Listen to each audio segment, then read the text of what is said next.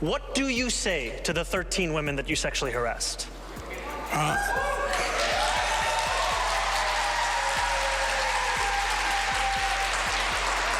If you want to be in government, then you have to be serious and mature.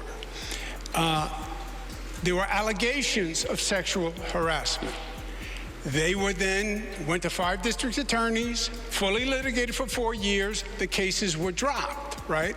You know that as a fact. So everything you just stated, you just said was a misstatement, which we're accustomed to from you. Everything that I stated was a misstatement? Yes, because the cases were dropped.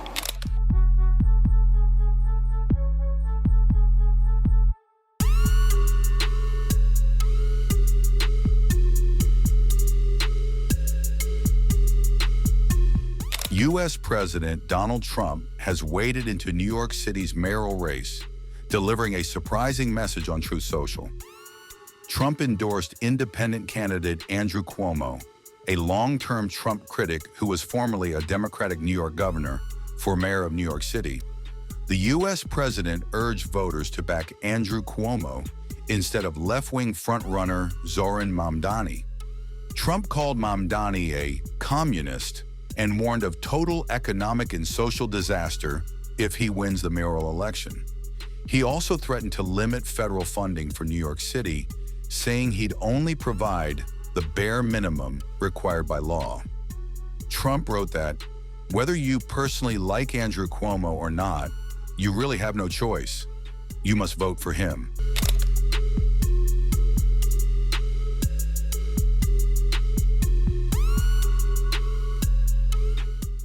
Andrew Cuomo quickly pushed back, saying Trump's comments were not an endorsement, but opposition to Mamdani.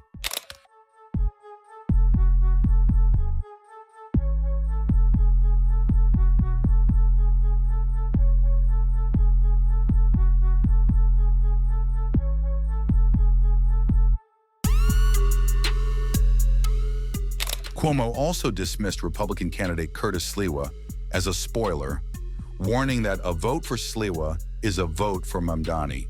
Zohran Mamdani fired back, saying Trump's backing of Cuomo showed who the candidate truly serves. Mamdani accused Cuomo of being Trump's puppet, claiming both are funded by the same billionaire donors. He also condemned Trump's funding threat as illegal, saying it is not the law and we must stop treating his words as law. We know what is on the ballot. But I want to take a moment to speak about who is on the ballot tonight. Donald Trump just put out a statement encouraging New Yorkers, saying they must vote for Andrew Cuomo. We know and have known for months that Donald Trump would favor Andrew Cuomo as the mayor. They share the same donors. They share the same small vision. They share the same sense of impunity. And yet in these final days, what was rumored, what was feared has become naked and unabashed. The MAGA movement's embrace of Andrew Cuomo is reflective of Donald Trump's understanding that this would be the best mayor for him.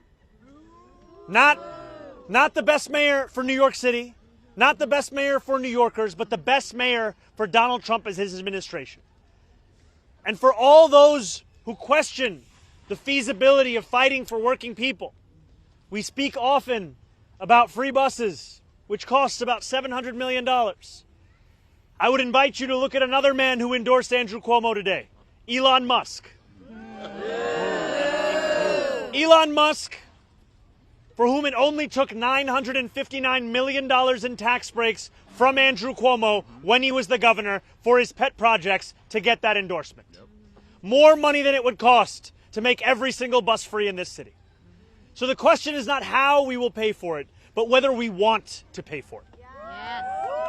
And so we know, as you all go out tonight to knock on doors, that the New Yorkers you will find on the other side are New Yorkers who are increasingly feeling afraid of their own place in this city. New Yorkers who question whether they can send their children to school, whether they will be able to afford the next rent hike, whether they can actually get groceries with these SNAP cuts. New Yorkers who know that they are under attack from twin crises of an authoritarian administration on one side and the affordability crisis on the other. And as much focus as there is on polls and on predictions, I want you all to raise your hands for me one last time. If every person who is here to canvass can put their hands in the air, because these are the hands that will decide this election. These are the hands that will cast votes. These are the hands that will knock on doors. These are the hands that will call your neighbors. And these are the hands that have brought us to this point of making history in this city. Making history to show that when you focus and fight for working people, you can in fact remake the politics of the place that you call home. And I want to thank every person that's here, because though it is tempting in electoral politics to ascribe an achievement to an individual, it is actually of a collective. And you are all the people who made that collective real. You are the New Yorkers who were with me this morning at 6, and the New Yorkers who are with me this evening at 7. The New Yorkers who have been standing alongside this fight for more than a year. And the reason that the President of the United States of America, the reason that one of the wealthiest men in the world are both trying to get involved at the last minute is that they know we will accomplish everything we have run on. That is what they fear.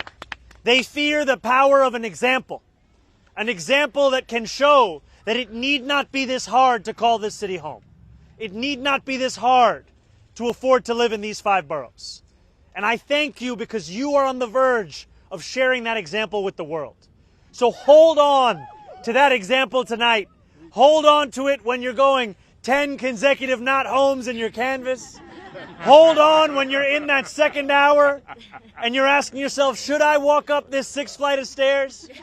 Hold on to it when a person opens their door just a little bit and they show you the despair that they have long associated with politics. Hold on to it because you could open their eyes to a world that they have not seen in this city for so long. And as tempting as it is to think that everyone has been paying attention to this race, just last week a friend of mine, Charlie, knocked on doors in Hell's Kitchen, and he shared afterwards that he met a man who had yet to hear of this campaign. You may find a New Yorker for whom you are the person that introduces them to this fight. And that is why more important than me is you. You are the people who are bringing this fight to the doorsteps of New Yorkers. I will never be able to thank you enough for the privilege of being a part of this movement. And now, with close to just 24 hours until the polls close, let us leave everything out there on the field, my friends. Let us do it together. Let us work so hard this evening and tomorrow that we never have to ask ourselves the question, what if? Let that never be the words that leave our mouth, and let us instead breathe in the victory that each and every one of you have brought forth in this city. Thank you so much.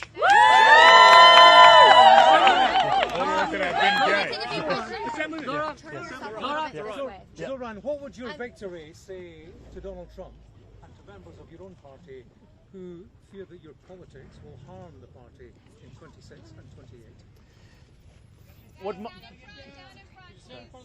Everybody, yes. How are we all doing? Better? Okay. Don't worry, guys. It's the last night. You know, Donald Trump ran a presidential campaign with the promise of cheaper groceries. Donald Trump ran a presidential campaign committing to lowering the cost of living.